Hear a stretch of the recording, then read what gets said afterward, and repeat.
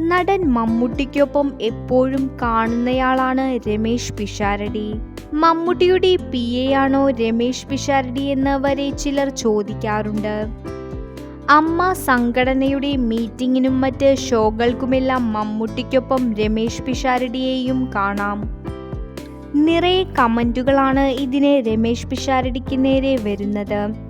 രമേശ് പിഷാരടിക്ക് വേറെ ജോലിക്കൊന്നും പോകേണ്ടേ എന്ന തരത്തിൽ കമന്റുകൾ വരുന്നുണ്ട്. കഴിഞ്ഞ ദിവസം ഒരു വടക്കൻ വീരഗാഥ സിനിമയുടെ റിലീസുമായി ബന്ധപ്പെട്ട് മമ്മൂട്ടിയുടെ അഭിമുഖമെടുത്തത് രമേശ് പിഷാരടിയാണ്. താരത്തിന്റെ സിനിമകളിൽ അവസരം ലഭിക്കാൻ വേണ്ടിയാണ് ഒപ്പം നടക്കുന്നത് എന്ന വിമർശനത്തോട് രമേശ് പിഷാരടി നേരത്തെ പ്രതികരിച്ചിരുന്നു.